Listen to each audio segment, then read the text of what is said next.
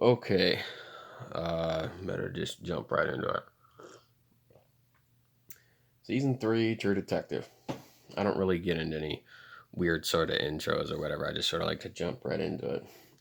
I'm not in the same setting, obviously. I recently moved. I'm from Washington State, and I moved to the eastern half of the state. Western half. Long story short, it's overcrowded. It costs way the fuck too much to live over there, and the rent here is like less than half of what I paid over there. So far, I'm happier. Still gotta get the internet situation figured out though. Anyway, True Detective season 3. I finished it recently, and it's about on par with season 1, but it is leagues better than season 2. Because season 2, I remember finishing a few years ago, and I want to say 2016 is when it ended because there was a bit of a hiatus between the second and third season. And season 2 was okay for the most part. It had good episodes, and I liked the cast. Like I like the cast for all of the shows since it's an anthology series. They got different characters, different actors for every one. And that I believe Woody Harrelson and Matthew McConaughey remained on as executive producers for the show. And the season that they were on, the first one, is arguably the best one. And the second one had Colin Farrell and Vince Vaughn, Rachel McAdams, a couple other people were in it, and they had great actors and cool storylines that didn't go in the places that either thought they would or wanted them to. And I think most people disliked it because of the conclusion. I fucking hated the ending. The way season 2 ended was so trash. It was like a really bad episode of 80s Miami Vice. And that's funny to say since Colin Farrell's in it. But season 3, it doesn't really delve as much into like the really grimy creepiness like season 1 did, but it's still very much a deep-seated sort of backwoods crime drama. And the primary reason why it's so good is because of the lead character. There's not 4 characters like season 2 or a couple of leads like season 1. There's just one main guy. And there's other side characters, but it's primarily focused on Detective Wayne Hayes, played by Mahershala Ali. I hope I'm pronouncing that name correctly. Because who better to have in the lead role than a guy who won 2 Oscars? I know one was for Green Book. God damn it, I'm having a brain. Moonlight was the other one you won it for. Um, Fucking amazing actor. He carries a lead role and a lead performance so goddamn well. Whenever he's on screen, just magnetic. He just draws you in. The other characters in this, they're pretty damn good too. His wife, played by Carmen Ejogo, they examine a lot of their sort of soon to be fragmented relationship and why the case in question sort of drives him to be a more bitter and cynical person as time goes on, because it jumps back and forth between 3 different time frames because it's a sort of a time loop kind of story. Well, time loop is probably the wrong phrase for it, but time jump. It goes between 2015, which is a few years ago, when the character's an old man, 1980, when everything started, and 1990, 10 years later, when they go back to the case to re-examine it when new evidence comes to light. And 2015, the old version of him is bringing it back up again because for 2 reasons. One, he's being interviewed by a TV producer for a show, and I know the actress's name who plays the TV host, and I cannot for the life of me remember her goddamn name, but I've seen her somewhere before. And the reason why he accepts the interview in the first place when most people wouldn't bother is because he's obviously got what seems to be like either Alzheimer's or dementia, and his memory is slipping, and he wants badly to recollect memories of the case, his wife, details of his life in general, important pieces that he doesn't want to slip away. And 1980, when the case starts, is two kids going missing in the state of Arkansas, and him and his partner, played by Stephen Dorff, who's also fucking amazing in this, by the way, trying to find these two kids that go missing. And you think from the beginning, it's like, oh, okay, this seems like kind of a standard cop investigative sort of missing child procedural or whatever. I was trying to think of something like The Outsider, but that was more of a supernatural type thing. But every couple episodes or so, the details of this case keep changing, and they keep changing drastically. Like, all right, this is not at all how the story was supposed to progress in my head. Like, there's a red herring here and there. There's a different suspect here and there. There's a different player coming into the fray. The mom and dad in the situation, they jump back and forth in their mixed emotion. The mom, who I believe is Mamie Gummer, and someone correct me if I'm wrong, but I believe she's Meryl Streep's daughter. But her character comes into question because she is a negligent mom and a drug addict and all that. But the dad, played by Scoot McNairy, also a fucking terrific actor.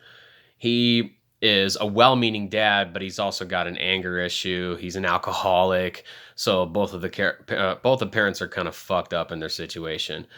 And at one point, things take a darker turn in the case, because there was a fan theory about the show where, like, season 1, they were going to delve into, like, oh, they're going to discover like some deep secret pedophilia ring or something, because season 1 I think had something similar in that vein, but it was more like satanic rituals and sacrifices and shit.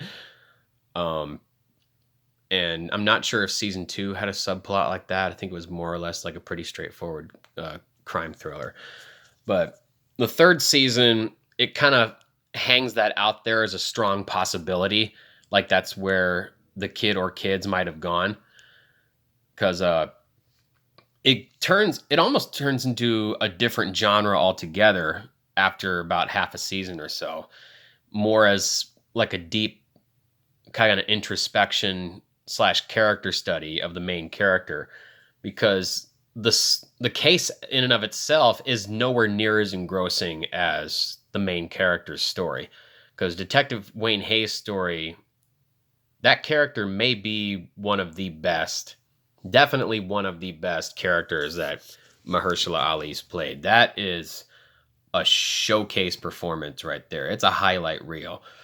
He takes 3 different time frames and owns all of them. And like I said earlier, Stephen Dorff, in one episode in particular where he's also playing his older self, he matches, arguably outacts him. This is probably the best acting I've ever seen from him. And I've seen him in like bit character roles in movies for years. I can't even remember the last thing I saw him in a lead role in, but I've always liked him as an actor, and here he really stepped up to the plate. Yes, like I said, Carmen Ejogo and Scoot McNairy were good in their side roles. There's a subplot with a native guy who drives the neighborhood picking up trash, who's suspected at first, and what ends up happening to him is pretty fucking wild. But as it progresses further, it gets not as dark as you expect. I mean, it leads suspectingly to a point like that, but in the last couple episodes, it does almost a complete 180, and it does what no other season of True Detective does, and that's end on a note that's uplifting. Like, I would dare not say happy, because it's a hard word to use for dark crime stories, but it does have like a feeling of optimism and hope to it. Like, there is some light at the end of this tunnel, even though it was a really long struggle to get there. And the journey in all these characters and examining their lives merely made it worth it.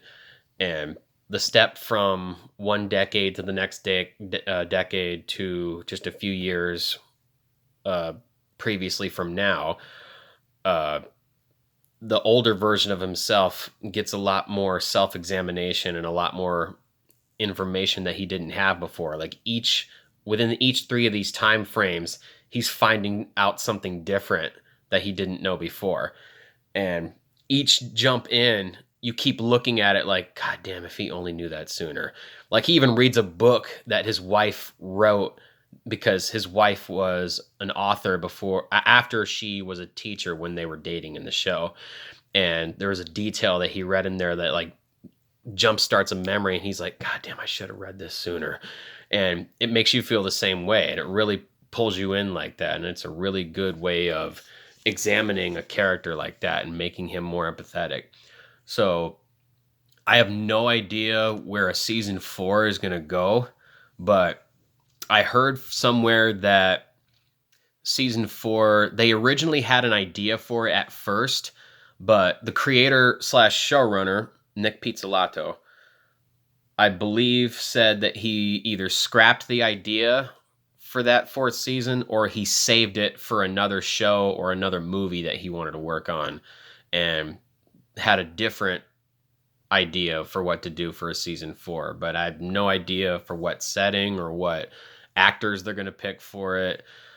I have an idea for some things that might go down if they were going to do like a connectivity for that crooked spiral, I believe it was called, that quote unquote secret pedophilia ring. That another thing I forgot that this does, it connects to the first season that the second season does. There, it even shows when he's getting an interview from the one woman for the TV show. This isn't too much of a spoiler, I don't think, but fuck off if it is. But she shows him a news clip of Matthew McConaughey and Woody Harrelson's characters from the first season. And so that it's a good connectivity for or it's a good continuity for an anthology series to keep that going, especially if the original stars are both still executive producers and they're still liking how the story's going. So I'd like to see that maybe explored more, because it was hinted that that might be the primary antagonistic force in this 3rd season. But again, spoiler alert, that turned out more or less to not be the case. And to maybe examine that sort of front more in a darker storyline, I'm not sure how you'd approach that, since it does hold a lot of real world relevance. There's a lot of ways to write dark crime stories that hold pieces of relevancy in real world truth. So I hope there's a way to continue that show, because it's a really good show, especially now that it stepped up in quality so much from seasons 2 to 3. So as far as a rating goes, I usually go from either like a 5-star rating or like scale 1 to 10. So on a scale of 1 to 10, this season would get a solid 8.5. 8.5 out of 10. Season 1 is still better by like this much, but this season is still damn good. It is really, really good. 8 damn good episodes. If you got HBO or HBO Max, the streaming, there's so much shit on there. There's so much shit on there that I gotta get to. And I know I've heard nothing but good things about that show, Lovecraft Country. And my first page of first page of shows that I got to watch on my schedule is pretty much just a back and forth between HBO originals and Netflix originals. Seasons of shows that I got to finish, or just a bunch of mini series. So as soon as I get cleared on those motherfuckers, I got to get to some new shows, because there's a lot of new shit that you're like, man, you got to see this. It is so fucking good. So yeah, now that there's good reception, finally, and I'm not worried about searching for bars like, oh, where's the connection? Hey, where's the connection? But even though I feel like you're out in the middle of the country, this is out in the middle of like Trump country. Like I swerve a couple blocks. There's Trump flag over there. There's a Confederate flag over there. There's Blue Lives Matter flag over there. There's a ragged old 70s couch that looks like it's got nothing but cat and dog piss on it. So it's out in the country. Eastern half of this state, out in the, I wouldn't say out in the boonies, but it's kind of Kentucky-ish, let's say. But my neighbors are nice people, at least. Not those neighbors, but the ones in my apartment complex. Anyway, yeah, you got HBO, True Detective Season 3. Please watch it. 8 episodes, about an hour or so apiece. That finale's the longest one.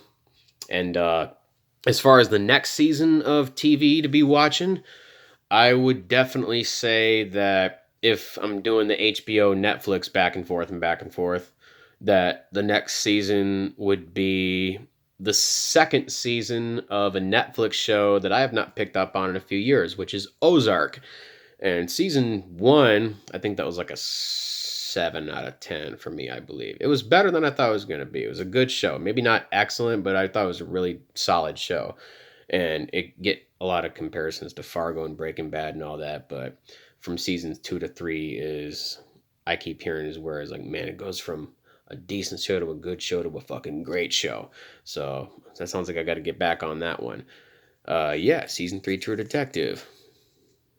Give it a look-see, and thanks for checking this out. Fuck, I wish I made this shorter. I'm trying to make these under 10 minutes, and I failed once again. Damn. Until next time.